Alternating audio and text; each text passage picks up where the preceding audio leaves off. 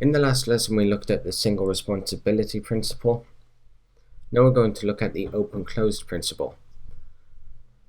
Now this principle is described by Rob Martin as you should be able to extend a class's behavior without modifying it, and also classes should be open for extension but closed for modification. So to demonstrate what this principle is about, I've created just a small project here. We have our PayPal IPN and we've wrapped that into a class. So we're instantiating that here, and then we're instantiating a payment manager class, which is this, and we're inserting this using dependency injection, which is what we can see here. We have our type hinting and we're storing it in this instance.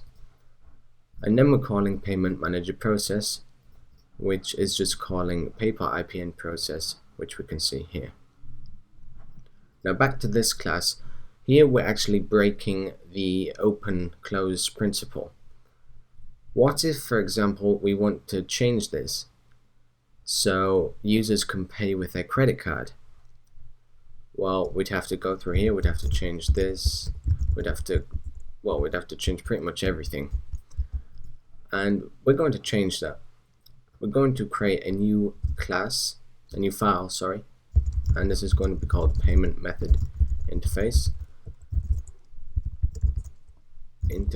Payment method interface, and this is going to call one method, which is going to be process payment.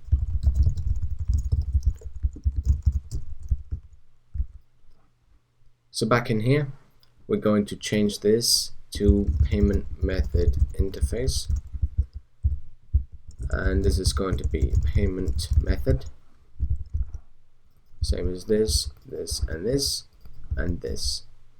And because this is an interface here, we know for a fact that this method is going to exist, because you can't have a class that implements an interface unless it contains all of its methods.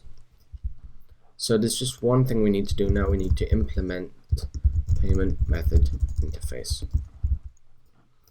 And now this code will still work, but we can just as easily add a new payment option. So we can close all of these. We can create a new file called credit card. We can say PHP class credit card implement payment method interface. We can say public function process payment, which is the method that we need to implement. And this is just going to process a payment. So now the only thing that we need to do is create the instance here, goes new credit card, and change this to use the credit card instead.